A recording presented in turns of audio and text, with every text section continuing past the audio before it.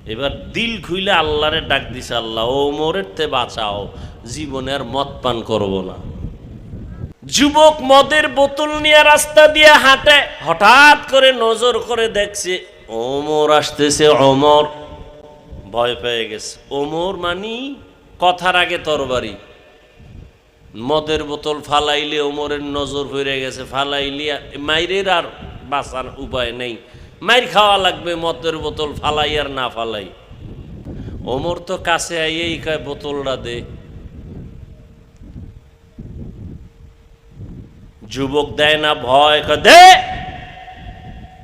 যুবক যখন মদের বোতল ওমরের হাতে দেয়, শরীরটা কাঁপতেছে, অন্তর কাঁপতেছে, আল্লাহর কাছে কান্না করেছে, দোয়া করেছে, আল্লাহর মদ পান করব না, ওমরের হাত থেকে বাঁচাও।